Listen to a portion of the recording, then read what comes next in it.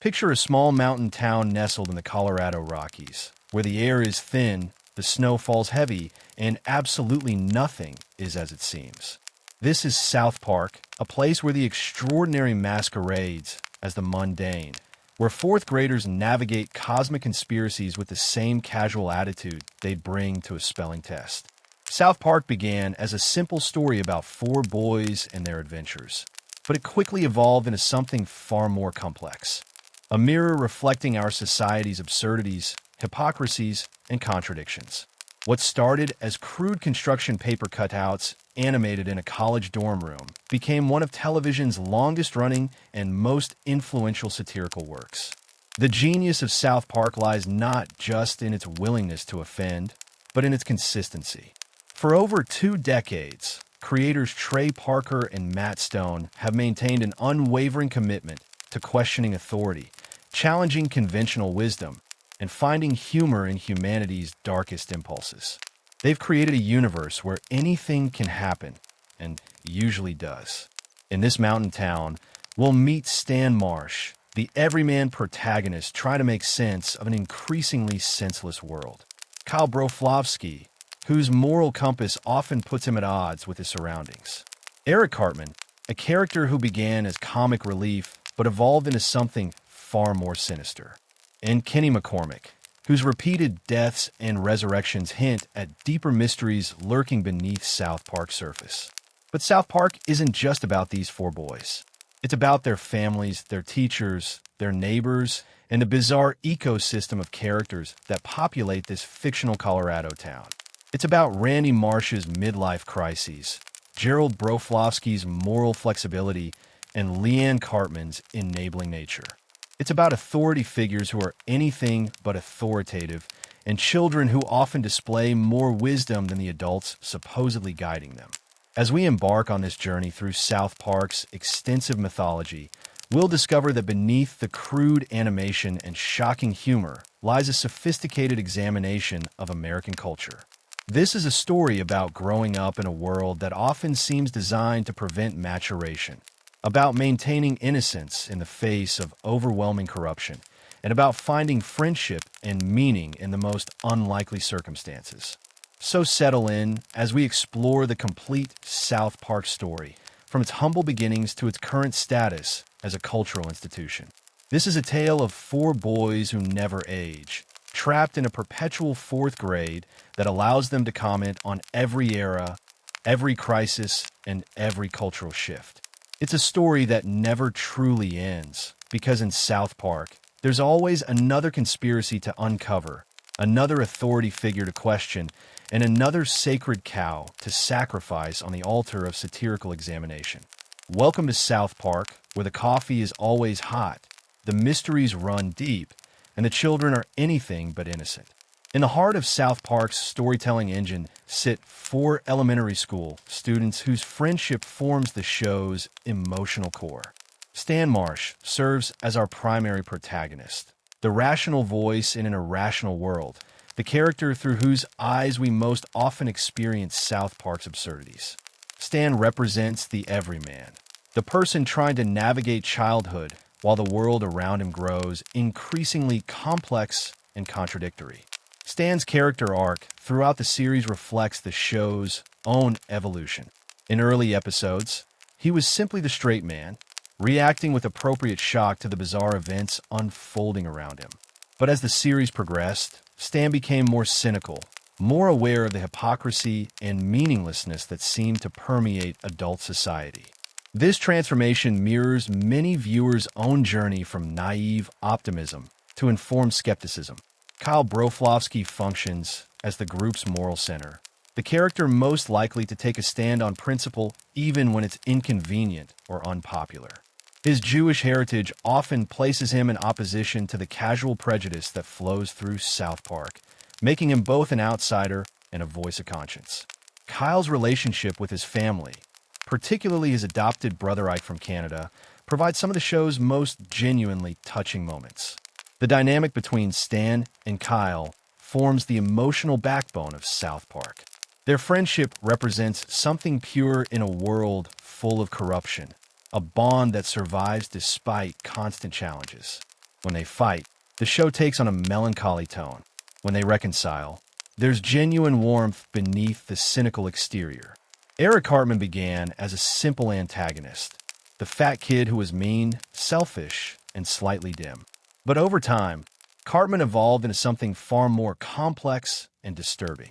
He became a master manipulator, capable of elaborate schemes that revealed disturbing insights into human nature. Cartman represents the ID unleashed, the dark impulses that civilized society works to suppress. What makes Cartman particularly effective as a character is his believability. His racism, sexism, and general bigotry aren't presented as cartoonish evil, but as learned behaviors, absorbed from a culture that often promotes these attitudes while pretending to condemn them. Cartman succeeds because he understands that society's stated values and actual values are often completely different. Kenny McCormick initially served as the show's running gag. The poor kid whose muffled speech made him incomprehensible and whose deaths provided shocking punctuation to episodes. But Kenny's role expanded dramatically as the series progressed, revealing layers of mythology that connected to South Park's supernatural elements. Kenny's family represents South Park's examination of class issues. The McCormicks are poor, genuinely poor, in a way that affects every aspect of their lives. Kenny's deaths often result from this poverty, unsafe conditions, inadequate health care, dangerous living situations. But his resurrections hint at something more mystical, connecting him to cosmic forces that govern South Park's universe. The four boys attend South Park Elementary, where they encounter a rotating cast of teachers and administrators who represent different aspects of educational failure. Mr. Garrison, their primary teacher for much of the series, embodies the confusion and instability of authority figures who are supposed to guide children, but are themselves lost and damaged. South Park Elementary serves as a microcosm of society itself, where children navigate social hierarchies, institutional dysfunction, and adult incompetence. The school reflects the show's central theme that the institutions meant to nurture and protect children are often the source of their corruption and confusion. The boys' neighborhood provides the perfect setting for their adventures. South Park, Colorado, is isolated enough that bizarre events can occur without outside interference, but connected enough to the broader world that national and international issues find their way into the town's daily life. This isolation creates a laboratory effect, where social phenomena can be examined in concentrated form. Through these four characters and their environment, South Park established its fundamental approach to storytelling. The boys serve as both participants in and observers of the adult world's failures, maintaining their innocence while being constantly exposed to corruption. Their friendship provides stability in an unstable world, while their individual personalities create the conflicts and dynamics that drive the narrative forward. In South Park's inverted world, the adults consistently prove themselves less mature, less wise, and less capable than the children they're supposed to guide. This fundamental reversal drives much of the show's comedy while delivering pointed commentary about authority, responsibility, and the failure of institutions. Randy Marsh, Stan's father, represents the modern man-child taken to absurd extremes. A geologist by training, Randy possesses scientific knowledge but lacks practical wisdom. His character arc shows a progression from merely embarrassing dad to full-blown narcissistic disaster. Randy's obsessions, whether with cooking shows, baseball fights, or marijuana farming, reveal how easily adults can become consumed by trivial pursuits while ignoring their actual responsibilities. Randy's evolution reflects broader cultural anxieties about masculinity and purpose in modern America. He's educated, middle class, and privileged, yet fundamentally unsatisfied and constantly seeking meaning through increasingly destructive behavior. His relationship with Stan serves as a lens for examining father-son dynamics when the father refuses to mature beyond his teenage impulses. Sharon Marsh, Stan's mother, often serves as the voice of reason in the Marsh household, though she too has her moments of irrationality. Her character illustrates how rational people can be driven to extremes by the constant chaos created by their partners and community. Sharon's periodic breakdowns and departures from the family highlight the emotional cost of living with perpetually immature adults. Gerald Broflovsky, Kyle's father, embodies intellectual arrogance and moral flexibility.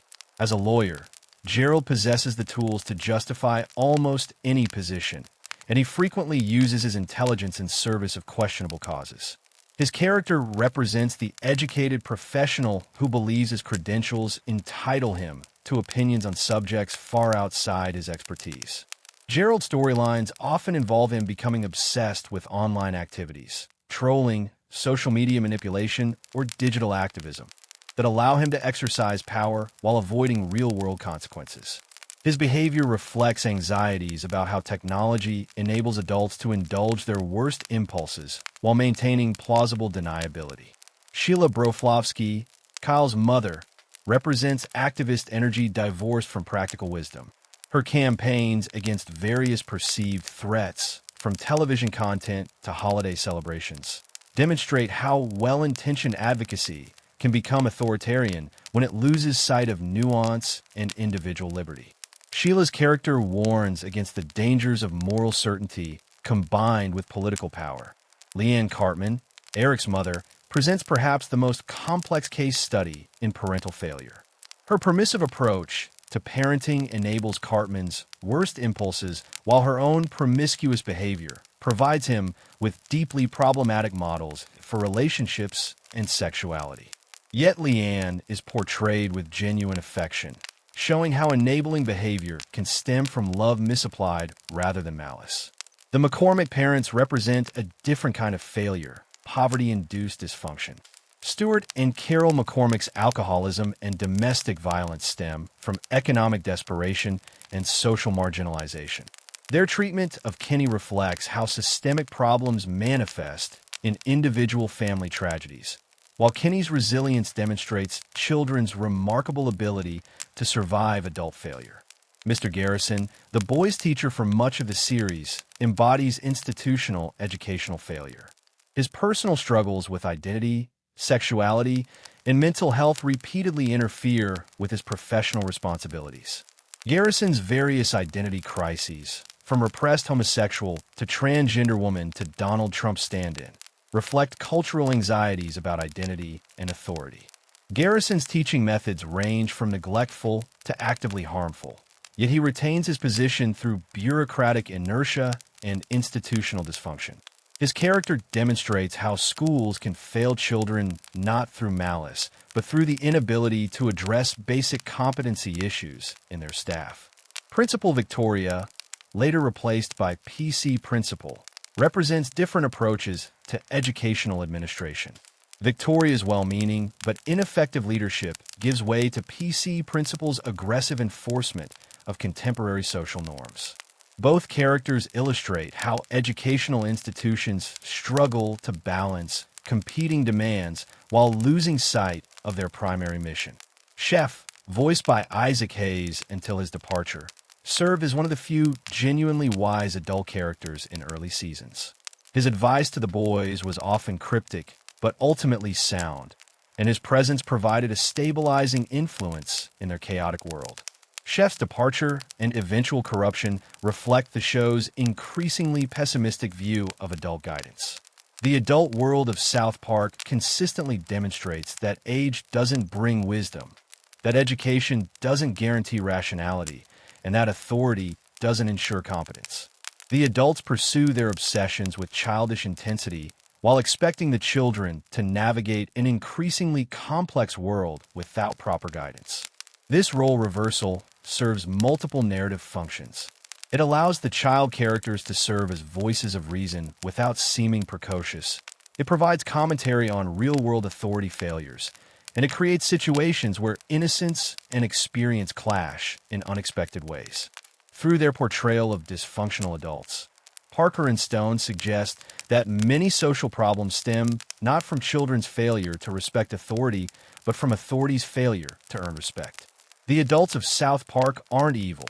They're simply human, with all the selfishness, irrationality, and short-sightedness that entails. From its earliest episodes, South Park established that its universe operated by different rules than reality.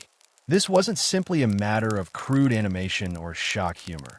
It was a fundamental decision to create a world where the impossible was routine, where the absurd was accepted, and where reality itself was negotiable. The show's supernatural elements began appearing almost immediately. In the very first episode, Cartman is abducted by aliens who implant an anal probe, establishing that extraterrestrial visitation is simply a fact of life in South Park. These alien visitors, later revealed as part of a reality television show for alien audiences, set the tone for how the series would handle fantastic elements, with matter-of-fact acceptance rather than wonder or fear. The aliens' treatment of Earth as entertainment speaks to deeper themes about media, voyeurism, and the commodification of human experience. The revelation that human existence might be nothing more than a television show for more advanced beings reflects anxieties about surveillance, reality television, and the feeling that modern life has become increasingly performative. Mr. Hanky, the Christmas Pooh, emerged as one of South Park's first original mythological characters. A talking piece of feces who appears during Christmas season, Mr. Hanky represents the collision between childhood imagination and adult skepticism. His existence is confirmed only for children, while adults dismiss him as fantasy or mental illness. Mr. Hanky's stories often deal with themes of belief, tradition, and the commercialization of holidays. His presence allows the show to explore religious and cultural conflicts through a character who is simultaneously sacred and profane, innocent and grotesque. The fact that he's literally made of waste speaks to South Park's approach to sacred subjects. Nothing is too holy to be brought down to earth. The Underpants Gnomes introduced one of South Park's most enduring satirical concepts. These tiny creatures steal underwear as part of a business plan that epitomizes flawed logic. Phase 1, collect underpants. Phase 2, Phase 3, profit. This became a template for critiquing poorly thought-out schemes, whether in business, politics, or social activism. The Underpants Gnomes represent the magical thinking that pervades modern capitalism and planning. They believe that collection of data, resources, or attention will somehow automatically translate into profit or success without any clear understanding of the mechanism that would make this transformation possible. Towley, the talking towel, began as a one-off character but became a fan favorite due to his simple philosophy and drug-addled wisdom.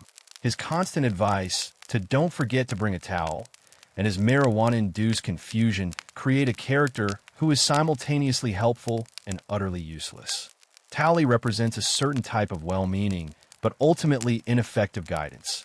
The friend who means well but whose advice is colored by their own limitations and addictions.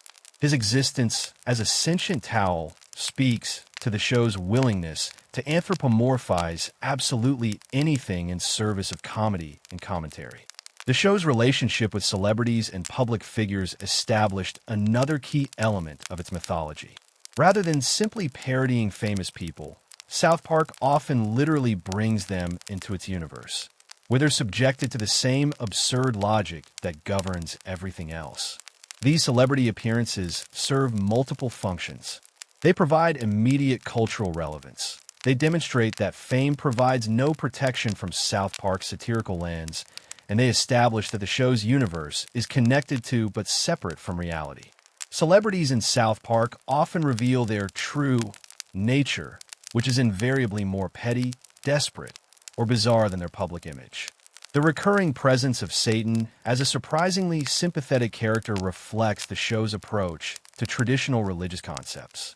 Rather than the ultimate evil, Satan is portrayed as insecure, romantic, and struggling with self-esteem issues. His relationship with Saddam Hussein presents him as the victim of an abusive partnership, inverting traditional moral hierarchies. This treatment of Satan exemplifies South Park's approach to sacred subjects. Not dismissive or hostile, but irreverent and humanizing. By making supernatural figures deal with mundane problems, the show suggests that even cosmic forces are subject to the same petty concerns that drive human behavior. The emergence of Mysterian and other superhero identities among the children reflects the show's engagement with popular culture, while adding layers to character development. These storylines allow the boys to explore themes of heroism, responsibility, and identity while maintaining the show's satirical edge.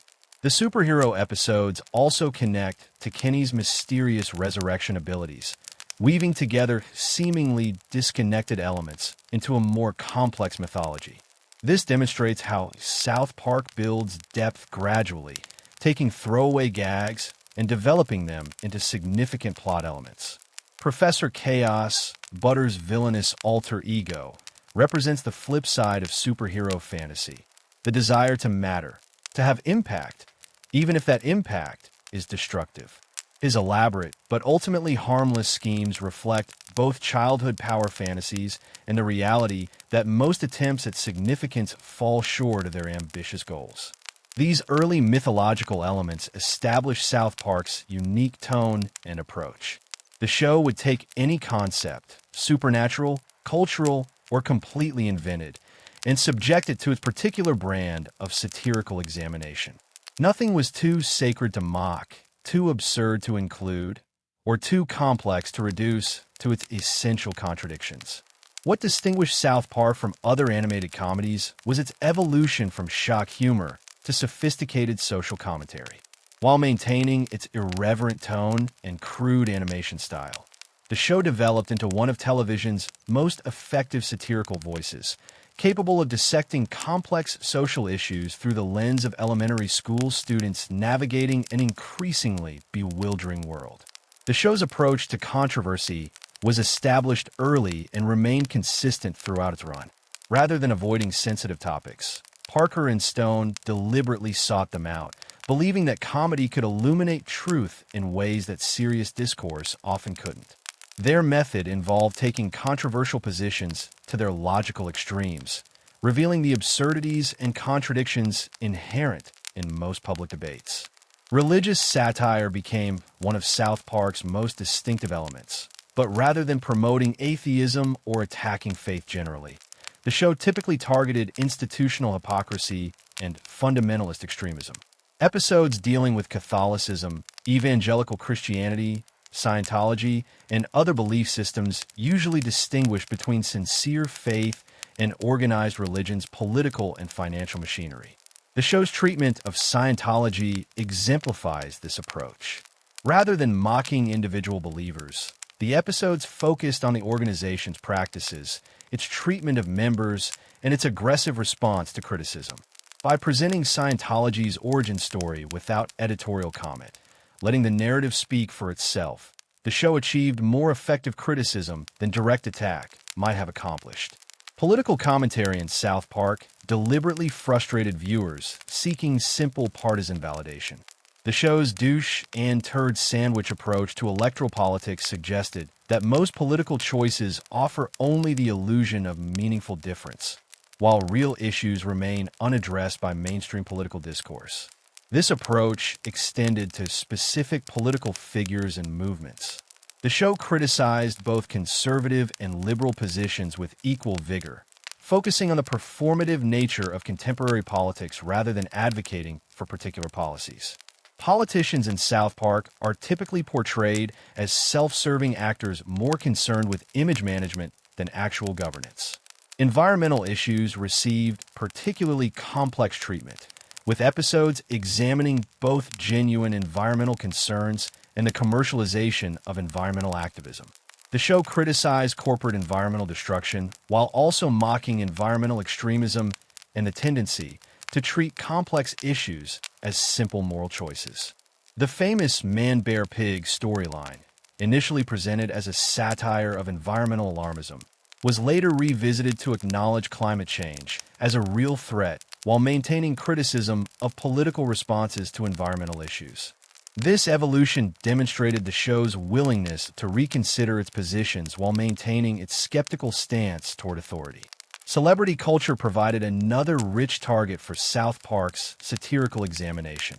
Rather than simply mocking individual celebrities for their personal failings, the The show often explored the psychological and cultural mechanisms that create and sustain celebrity worship. Episodes examining celebrity activism, charity work, and political involvement typically revealed the self-serving nature of these activities while acknowledging their potential positive effects. The treatment of social movements revealed South Park's complex relationship with progressive politics. While often sympathetic to the goals of movements advocating for social justice, the show consistently criticized the methods, rhetoric, and internal dynamics of these movements. Episodes dealing with political correctness, activism, and social change typically portrayed well-intentioned people whose methods undermine their stated objectives. This criticism extended to conservative movements as well, with episodes examining religious fundamentalism, nationalism, and traditional authority structures with equal skepticism. The show's position seemed to be that all organized movements, regardless of their stated goals, tend toward authoritarianism and groupthink. Educational themes appeared throughout the series, with South Park Elementary serving as a microcosm for broader educational failures. Episodes dealing with standardized testing, educational fads, and administrative incompetence reflected real concerns about American education, while avoiding simple solutions or partisan talking points. The show's examination of childhood and parenting challenged conventional wisdom about child rearing, education, and protection. Episodes often suggested that adults' attempts to shield children from reality were more harmful than the realities themselves, and that children possessed greater resilience and wisdom than adults credited them with. Technology and media received extensive satirical treatment, with episodes examining social media, online culture, and digital communications' effects on human relationships. The show's approach typically focused on how new technologies amplify existing human tendencies rather than creating entirely new problems. Through all these topics, South Park maintained its central thesis that most social problems stem from human nature rather than specific policies or institutions. The show's cynicism was balanced by genuine affection for its characters and occasional moments of authentic emotion, suggesting that while human nature might be flawed, human connections could still provide meaning and redemption. This approach to social commentary made South Park uniquely influential in contemporary satirical discourse, providing a model for how comedy could engage with serious issues while maintaining its primary obligation to entertain. What began as a simple running gag, Kenny McCormick's repeated deaths and unexplained resurrections, evolved into South Park's most complex and metaphysically significant storyline. Kenny's mortality became the key to understanding the show's supernatural underpinnings and its connection to cosmic forces that govern reality itself. In the earliest episodes, Kenny's deaths served primarily comedic functions. The shock value of killing a child character repeatedly, combined with the other characters' casual acceptance of these deaths, created a dark humor that sets South Park apart from other animated comedies. Kenny would be crushed, exploded, electrocuted, or otherwise destroyed, only to reappear in the next episode without explanation. The comedy derived partly from the variety and creativity of Kenny's deaths, but more significantly from the contrast between the horrific nature of these deaths and the matter-of-fact way they were treated. Stan and Kyle's ritualistic observation that, "Oh my God, they killed Kenny," followed by "You bastards," became a cultural catchphrase while highlighting the casual nature of violence in media and society. Kenny's muffled speech, caused by his orange parka hood, added another layer to his character. His incomprehensible dialogue often contained crude jokes or profound observations that other characters ignored or misunderstood. This communication barrier reflected themes of poverty, social marginalization, and the way society overlooks its most vulnerable members. The revelation of Kenny's superhero identity as Mysterian marked a significant development in the character's mythology. Unlike his friends' superhero personas, which were primarily exercises in wish fulfillment, Mysterian possessed real abilities connected to Kenny's resurrection powers. This storyline elevated Kenny from comic relief to cosmic significance. Mysterian's investigation into his own death and resurrection abilities led to the discovery that Kenny's immortality was connected to his parents' involvement with a Cthulhu cult. This revelation transformed what had been a simple running gag into a complex mythology involving cosmic horror, religious cults, and the nature of existence itself. The Cthulhu storyline drew heavily from H.P. Lovecraft's cosmic horror traditions, but filtered them through South Park's satirical sensibility. Rather than inspiring existential dread, the cosmic indifference of the old ones became another source of bureaucratic frustration and family dysfunction. Kenny's parents' cult membership was portrayed as just another embarrassing family secret rather than a source of cosmic terror. Kenny's ability to remember his deaths, while others forget, added psychological complexity to his character. The trauma of repeated death experiences, combined with the isolation of being the only one who remembers these events, provided depth and pathos to what had been a purely comedic character. This memory retention also made Kenny the keeper of South Park's hidden history. His awareness of patterns and connections that others miss positioned him as both victim and observer of the town's supernatural occurrences. Kenny became the character most aware of South Park's true nature while being least able to communicate this knowledge to others. The exploration of Kenny's family life revealed how his immortality connected to broader themes of poverty and neglect. The McCormick's inability to properly care for Kenny wasn't just economic. Their cult involvement and general dysfunction created an environment where a child's repeated deaths could go unnoticed and unaddressed.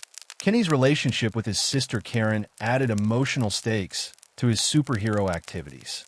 Mysterian's primary motivation became protecting Karen from the chaos and violence that surrounded their family, giving Kenny's heroic activities personal meaning beyond general crime fighting.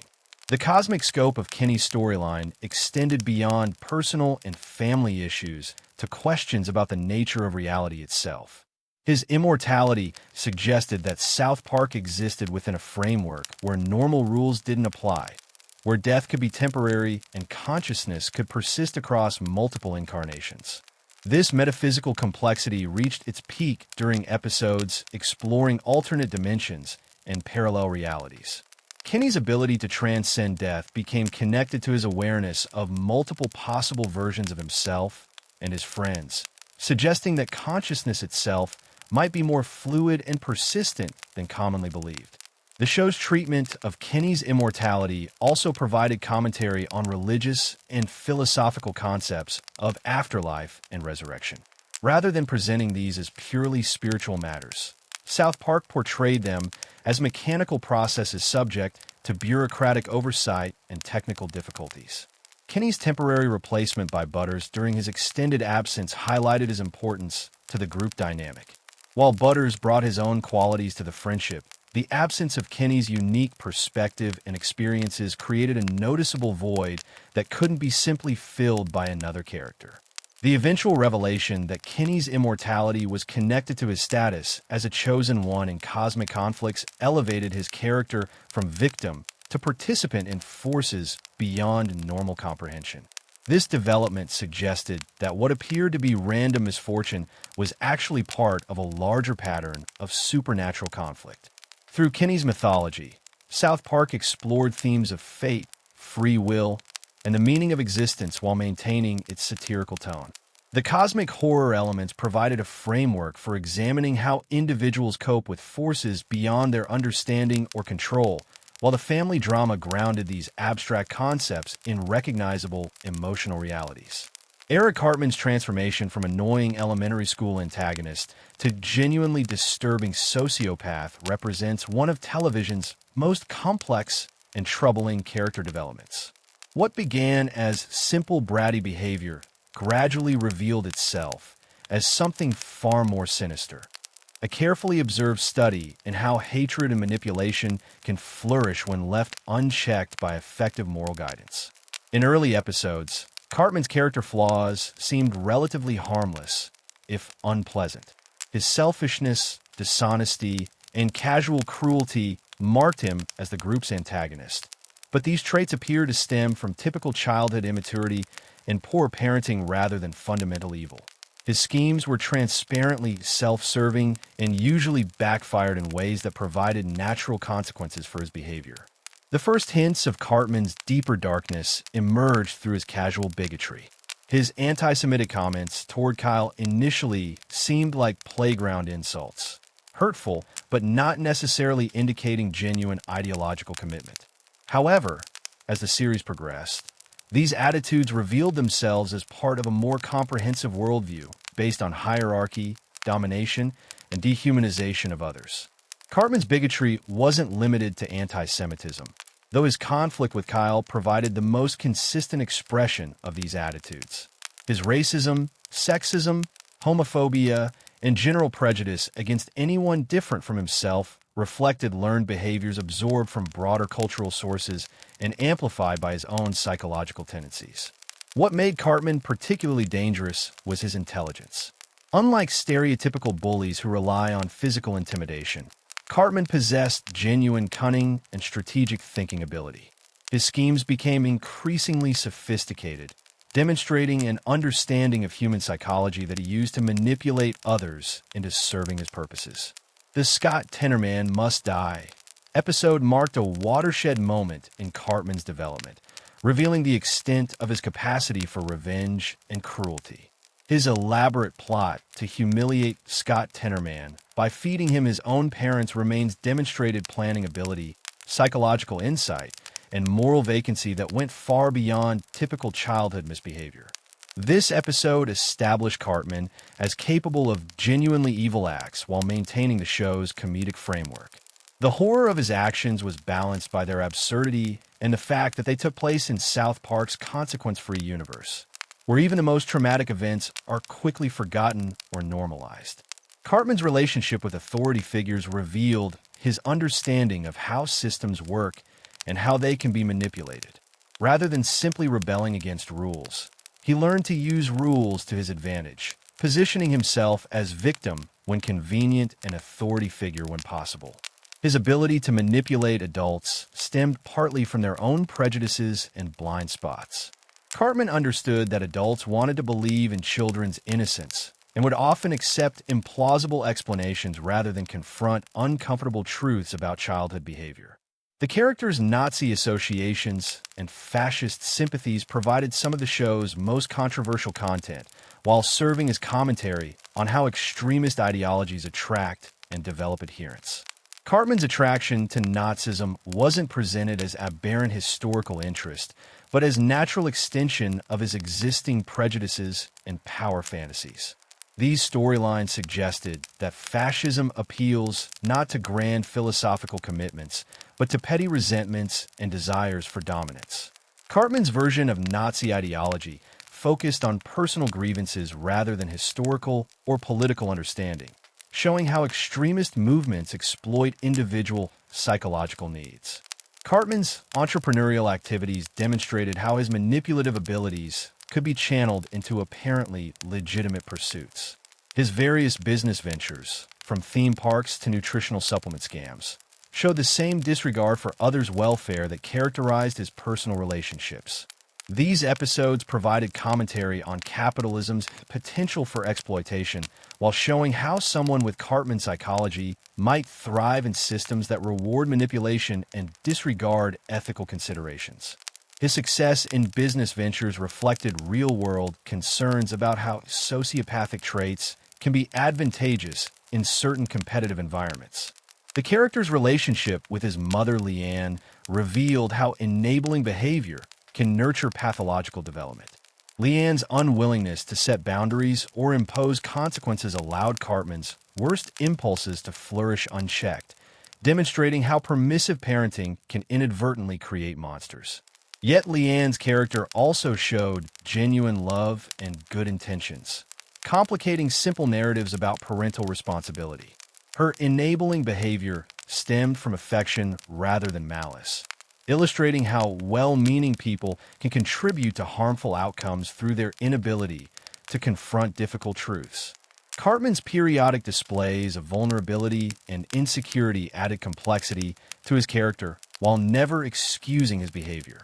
His fear of abandonment, desperate need for acceptance, and underlying self-hatred provided psychological context for his actions without suggesting that understanding equals forgiveness. These moments of vulnerability also demonstrated how damaged individuals can become sources of damage to others, perpetuating cycles of hurt and dysfunction. Cartman's pain didn't justify his cruelty, but it helped explain how cruelty develops and spreads through social systems.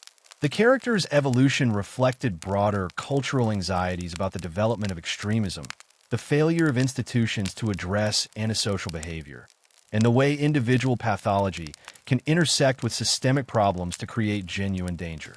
Specific figures or ideologies often generated significant controversy, particularly when they addressed sitting presidents or current political movements.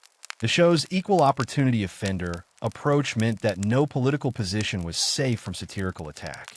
Episodes dealing with election campaigns, political scandals, and ideological movements typically revealed the performative nature of contemporary politics, while suggesting that most political conflicts served individual ambition rather than genuine principle. Religious episodes that addressed Christianity, Islam, Judaism, and other faith traditions generated controversy from multiple directions, with some viewers offended by satirical treatment of their beliefs, while others criticized the show for being either too respectful or not respectful enough of particular traditions. The show's approach to religious satire attempted to distinguish between faith itself and institutional religious power, though this distinction wasn't always clear to viewers or critics. Episodes often generated more heat than light, demonstrating the challenges of using comedy to examine deeply held beliefs. Cultural appropriation and racial representation became sources of controversy as social awareness of these issues increased.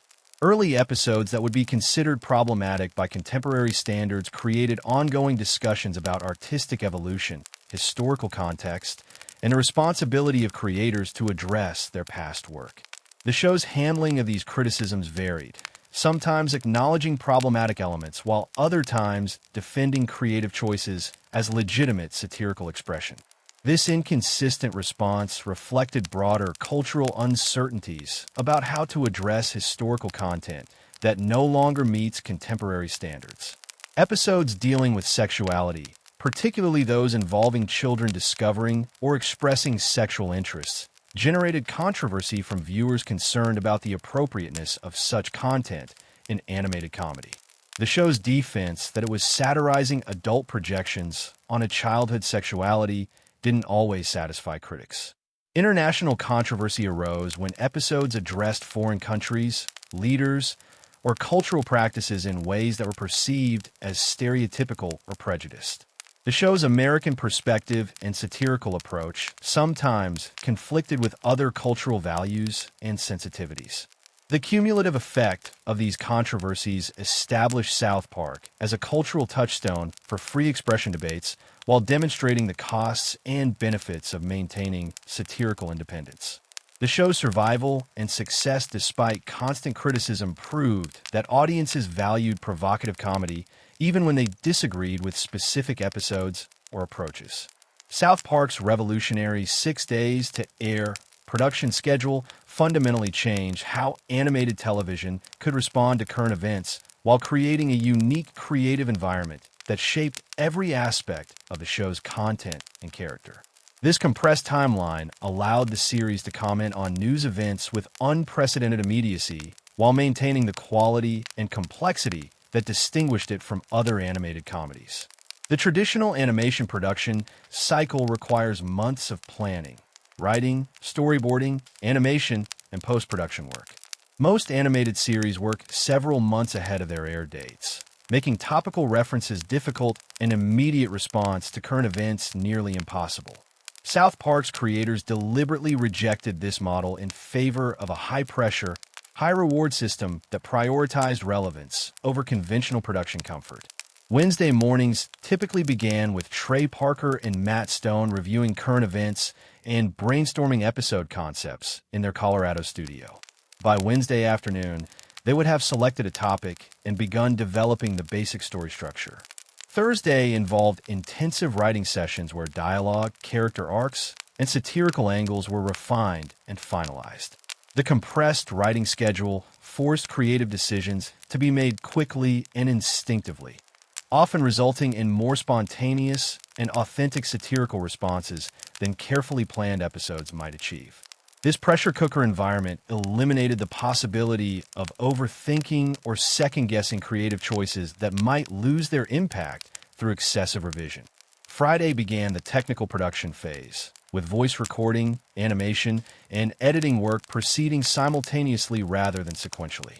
Parker and Stone performed most of the male voices themselves, allowing for rapid dialogue adjustments and character modifications without the scheduling complications that multiple voice actors might create. The animation process relied heavily on computer software and digital techniques that allowed for faster production than traditional hand-drawn animation. The show's deliberately crude visual style, rather than being a limitation, became an advantage that enabled quick production while maintaining visual consistency. Saturday continued the intensive production work, with animation, sound design, and editing proceeding in parallel tracks. The compressed schedule required all departments to work simultaneously rather than waiting for previous stages to be completed, creating a collaborative environment where creative decisions could be made and implemented immediately. Sunday represented the final push toward completion, with last-minute adjustments, technical fixes, and final approval processes taking place hours before the episode's broadcast. This extreme deadline pressure created an adrenaline-fueled creative environment that many participants described as both exhausting and exhilarating. The production philosophy extended beyond scheduling to encompass the show's approach to content creation and creative risk-taking. The impossibility of extensive market research or focus group testing meant that creative decisions had to be made based on artistic instinct rather than demographic analysis. This approach freed the creators from the commercial considerations that constrained other television productions while placing enormous responsibility on their creative judgment. The success or failure of each episode depended entirely on their ability to identify significant topics and develop effective satirical responses within severe time constraints. The 6-day schedule also influenced the show's writing style, favoring direct satirical approaches over subtle or complex narrative structures that might require more development time. Episodes typically focused on single issues or events rather than multiple interconnected storylines that would be difficult to develop quickly. Yet despite these constraints, the show managed to create episodes of remarkable sophistication and complexity, suggesting that creative pressure could enhance rather than diminish artistic achievement. The deadline-driven environment forced efficient storytelling while encouraging bold creative choices that more cautious production schedules might discourage. The production philosophy reflected broader principles about artistic independence and creative authenticity. By maintaining complete control over their creative process, Parker and Stone ensured that their satirical vision wouldn't be compromised by commercial or institutional pressures that affected other television productions.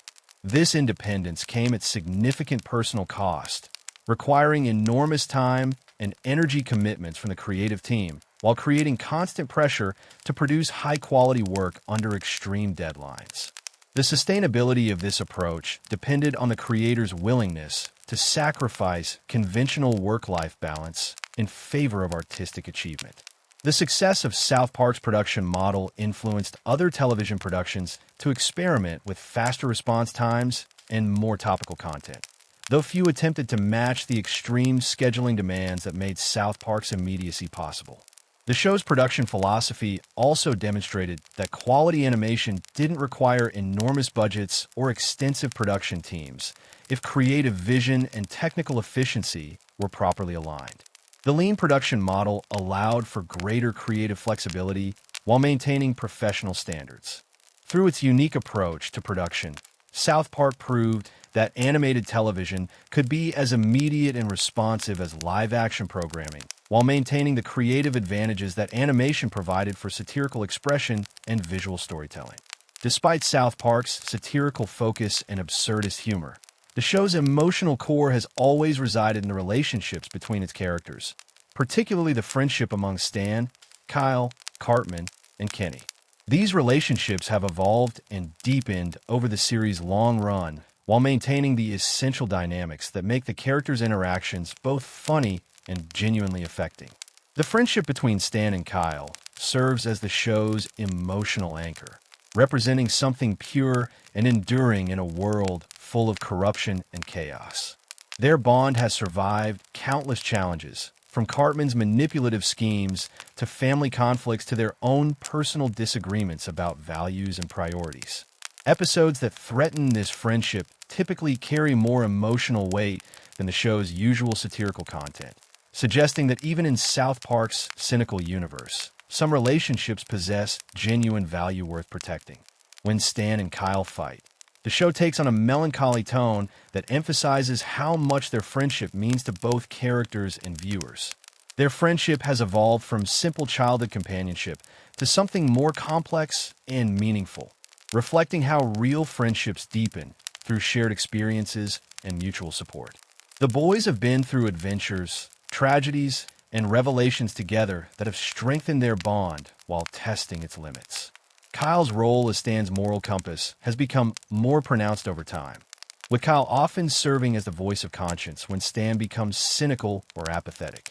This dynamic reflects how friendships can provide ethical guidance and emotional support during difficult periods. Stan's periodic struggles with depression, cynicism, and disillusionment have been balanced by Kyle's unwavering commitment to their friendship and his ability to help Stan rediscover meaning and purpose. These storylines demonstrate how genuine relationships can provide resilience against life's disappointments and challenges. Cartman's relationship with the group remains fundamentally antagonistic, yet his continued inclusion in their activities suggests a complex dynamic that goes beyond simple friendship or enmity. The other boys' inability to completely exclude Cartman, despite his obvious toxicity, reflects real-world social dynamics, where problematic individuals remain part of social groups through inertia, familiarity, or misguided loyalty. The evolution of Cartman's character from annoying friend to genuine threat has created ongoing tension within the group dynamic, forcing the other characters to navigate the difference between acceptable misbehavior and genuinely harmful conduct. Their responses to Cartman's escalating behavior provide commentary on complicity, enabling, and the responsibility of bystanders. Kenny's position within the group has shifted from comic relief to something more mysterious and significant, particularly as his Mysterian identity and cosmic connections have been revealed. His loyalty to his friends despite his own traumatic experiences demonstrates the power of genuine connection to transcend individual suffering. The boys' relationships with their families have provided ongoing storylines that explore generational dynamics, parental influence, and the challenge of maintaining individuality while respecting family bonds. Each character's family situation creates different pressures and influences that affect their friendships and personal development. Stan's relationship with his father Randy has become increasingly strained as Randy's behavior has grown more erratic and self-centered. Stan's disappointment in his father's immaturity has contributed to his own cynical worldview, while highlighting the challenge of loving family members whose behavior is disappointing or harmful. Kyle's family dynamics, particularly his relationship with his mother Sheila, have explored the tension between parental protection and personal freedom. Sheila's well-intentioned but often misguided activism has created conflicts that test Kyle's loyalty while developing his independent moral reasoning. Romantic relationships have played increasingly important roles in character development, with the boys' various crushes, relationships, and romantic disappointments providing opportunities to explore themes of attraction, commitment, and emotional growth. Stan's on and off relationship with Winnie Testaberger has served as a laboratory for examining childhood romance, the challenges of maintaining relationships across different interests and values, and the question of whether people can grow together or inevitably grow apart. The development of relationships between supporting characters, particularly Tweek and Craig's romantic partnership, has demonstrated the show's ability to explore contemporary issues around sexuality and identity while maintaining its satirical perspective and avoiding preachy messaging.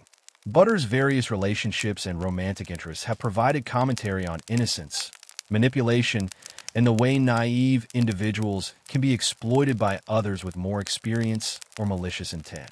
His persistent optimism despite repeated disappointments reflects themes of resilience and the value of maintaining hope.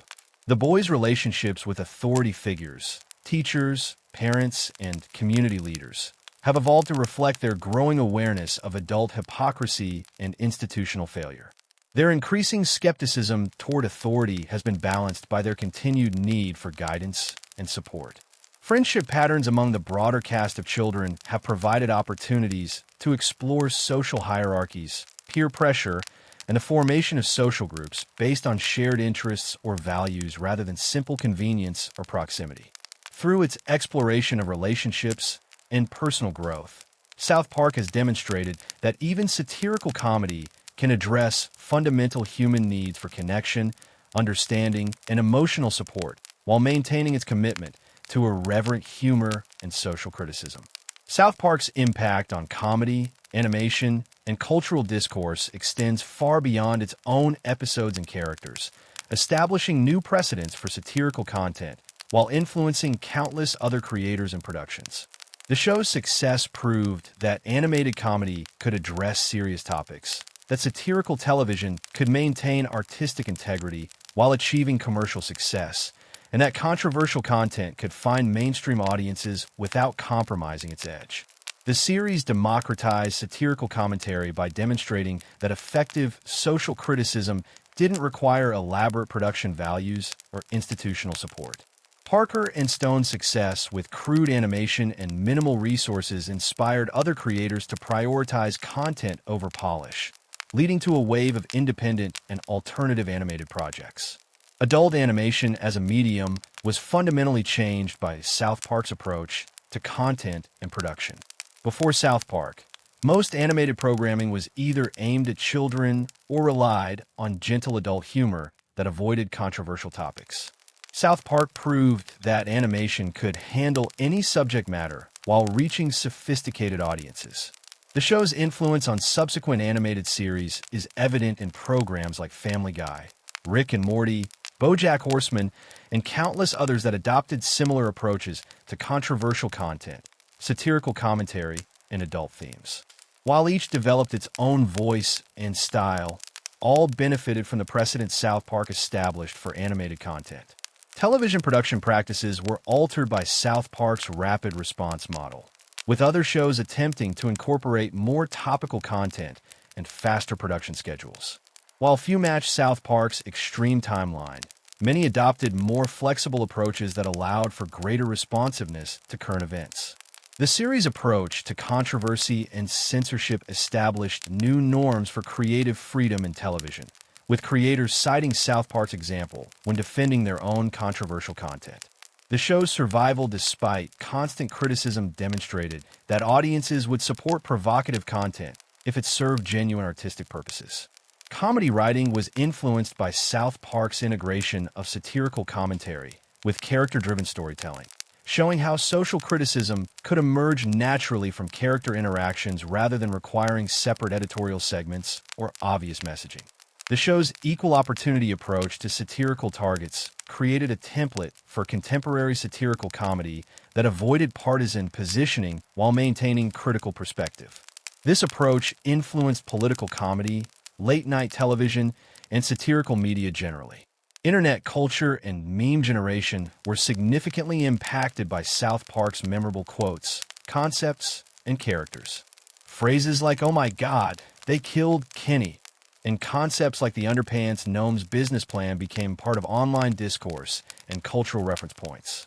The series' influence on free speech discourse has been substantial, with episodes and controversies regularly cited in academic and legal discussions about the limits of satirical expression, religious criticism, and artistic freedom. Educational institutions have incorporated South Park episodes into curricula addressing media literacy, satirical analysis, and contemporary social issues, demonstrating the show's value as a cultural document and analytical tool. International audiences and creators have been influenced by South Park's approach to satirical commentary, with similar programs emerging in other countries that adopted comparable strategies for addressing local issues and cultural phenomena. The show's merchandise, video games, and other media extensions created new models for animated property development while maintaining artistic integrity and satirical consistency across different formats and platforms. Academic study of South Park has generated substantial scholarly literature examining its satirical techniques, cultural impact, and role in contemporary media landscape, establishing it as a legitimate subject for serious cultural analysis. The careers of Parker and Stone have served as inspiration for other creator-driven projects, demonstrating that artistic vision and creative control could coexist with commercial success in contemporary media industries. South Park's longevity has provided a model for how satirical content can remain relevant across changing cultural contexts by maintaining consistent principles while adapting specific targets and approaches to evolving social conditions. The show's impact on political discourse has been complex, with politicians, commentators, and activists regularly referencing episodes or concepts while debating contemporary issues, demonstrating satirical comedy's ability to influence serious political conversations. Celebrity culture and public figure representation in media have been affected by South Park's approach to satirizing famous individuals, with many celebrities becoming more conscious of their public behavior, knowing it might become fodder for satirical treatment. The series established new precedents for creator ownership and artistic control in television production, inspiring other creators to negotiate for greater creative freedom and demonstrating the commercial viability of uncompromising artistic vision. Through its extensive influence on comedy, animation, cultural discourse, and media production, South Park has established itself as one of the most significant satirical works of its era, while continuing to shape contemporary entertainment and social commentary. In the mythology of South Park, time operates according to different rules than reality. The boys remain eternally in fourth grade, celebrating the same holidays year after year, encountering the same teachers, and facing the same basic challenges while the world around them evolves and changes. This unique temporal structure has allowed the show to serve as both historical document and ongoing commentary, preserving childhood innocence while addressing adult concerns. The decision to keep the characters at the same age rather than allowing them to mature naturally was both practical and philosophical. Practically, it prevented the complications that would arise from aging child characters who might eventually become unrelatable to audiences or lose the innocence that makes their perspectives valuable. Philosophically, the eternal fourth grade represents a state of perpetual potential, a time when anything seems possible, when adult rules and limitations haven't yet been fully internalized, and when the world still seems malleable rather than fixed. This temporal suspension allows the characters to maintain the curiosity and openness that makes them effective observers of social change. The boys' static ages also create a contrast with the rapidly changing world around them, emphasizing how social and cultural evolution affects all generations while highlighting the timeless nature of certain human experiences and concerns. Their consistent perspectives provide stability against which social change can be measured and evaluated. This temporal structure has practical advantages for satirical commentary, allowing the show to address any contemporary issue through the lens of childhood experience, without worrying about consistency with previous character development or the limitations that come with accumulating personal history. Yet despite their unchanging ages, the characters have evolved in subtle ways that reflect accumulated experience and changing social contexts. Their responses to events have become more sophisticated, their awareness of adult hypocrisy has deepened, and their relationships have developed complexity that suggests genuine growth despite temporal stasis. The show's approach to continuity balances episodic storytelling with occasional references to previous events, creating a sense of ongoing narrative without being constrained by extensive mythology that might limit creative freedom or accessibility for new viewers. This selective continuity allows for character development and relationship evolution while maintaining the flexibility to reset situations when necessary for comedic or satirical purposes. Major events may be referenced in later episodes, but their psychological impact doesn't accumulate in ways that would fundamentally alter character dynamics. The eternal present structure also reflects contemporary media consumption patterns, where audiences encounter content through streaming, syndication, and random viewing rather than linear progression.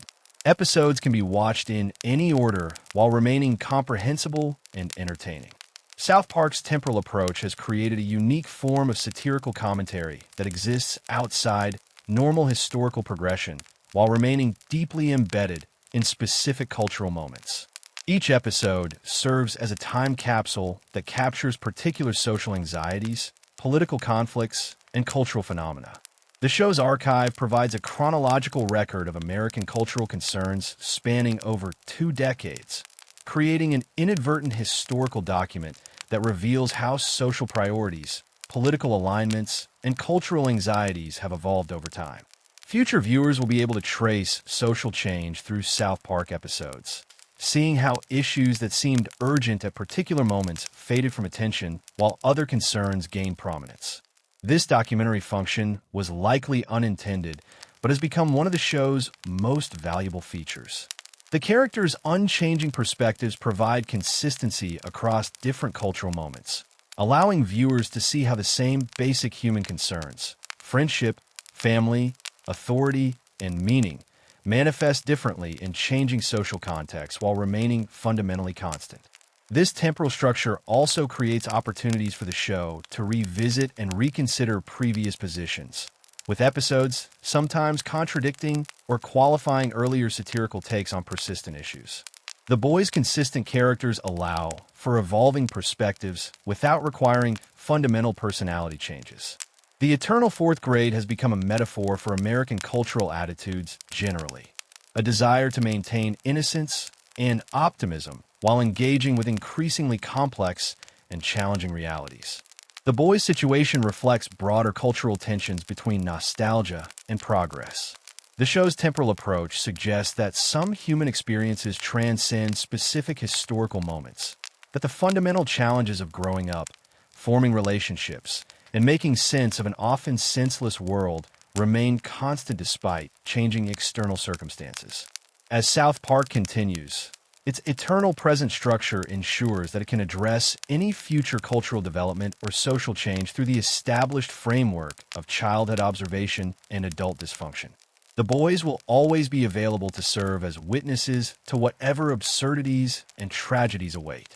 This temporal flexibility, combined with the show's established satirical approach and character dynamics, suggests that South Park's story will never truly end as long as human society continues to provide material for satirical examination. The Boys' eternal fourth grade becomes a perpetual vantage point for observing and commenting on the ongoing human comedy. In this way, South Park has achieved a unique form of cultural immortality, not through creating timeless art that transcends its historical moment, but through creating a timeless framework that can accommodate any historical moment. The eternal present of South Park ensures its continued relevance as long as there are authorities to question, sacred cows to satirize, and human folly to examine. The show's approach to time also reflects deeper philosophical questions about growth, change, and the nature of human development. By keeping the Boys in fourth grade while allowing their world to evolve around them, South Park suggests that certain essential human qualities, curiosity, friendship, moral questioning, remain constant even as circumstances change. This temporal structure has practical implications for the show's future. Unlike series that must eventually confront the aging of their characters or the limitations of their premises, South Park can theoretically continue indefinitely, always finding new targets for satirical examination while maintaining its essential character dynamics. The Boys' eternal childhood also serves as commentary on American culture's relationship with maturity and responsibility. In a society that often seems to resist growing up, that celebrates youth while fearing aging, that seeks simple solutions to complex problems, the perpetual fourth graders of South Park represent both aspiration and warning. Their unchanging status reflects the appeal of remaining innocent and optimistic, while also highlighting the limitations that come with refusing to develop greater sophistication and nuance in understanding complex issues. The boys can afford to maintain simple moral positions because they never have to face the compromises and complexities that adult responsibility requires. Yet their consistency also provides moral clarity in a world where adults seem to have lost their ethical bearings. The boys' basic decency and loyalty to each other offer stable values against which adult behavior can be measured and found wanting. The eternal present of South Park has become a cultural reference point that exists outside normal temporal constraints. Episodes from different decades can be discussed as contemporaneous because they all exist within the same perpetual moment of childhood observation and social commentary. This temporal approach has influenced other satirical works that have adopted similar strategies for maintaining relevance across changing cultural contexts. The success of South Park's eternal present has demonstrated that effective satirical frameworks can transcend specific historical moments while remaining deeply engaged with contemporary issues. The show's treatment of time also reflects postmodern approaches to narrative and continuity that prioritize thematic consistency over chronological progression. This approach allows for greater creative flexibility while maintaining the essential elements that make the satirical framework effective. As digital media has changed how audiences consume content, South Park's temporal structure has proven remarkably adaptable to new viewing patterns. Episodes remain accessible and relevant regardless of when they're encountered, making the show ideal for streaming platforms and digital distribution. The Boys' eternal fourth grade has become a metaphor for the perpetual state of cultural adolescence that characterizes much of contemporary American society. Their inability to grow up reflects broader cultural patterns of delayed maturation and resistance to adult responsibility. Yet their friendship and basic decency suggest that some values can and should remain constant despite changing circumstances. Their loyalty to each other provides stability in an unstable world, while their curiosity about adult behavior maintains the questioning attitude necessary for effective satirical commentary. The eternal present of South Park ultimately serves multiple functions. It provides narrative flexibility for ongoing satirical commentary. It offers cultural continuity across changing historical moments, and it creates a stable vantage point from which to observe and critique social change. This temporal structure ensures that South Park's story can continue as long as human society provides material for satirical examination. The Boys will always be there, forever in fourth grade, forever questioning authority, forever finding humor in human folly, forever demonstrating that some things, friendship, curiosity, the search for meaning, transcend the particular circumstances of any single historical moment. In the end, South Park's eternal present suggests that while the world around us may change rapidly and dramatically, the fundamental human experiences of growing up, forming relationships, and trying to make sense of an often senseless world remain constant.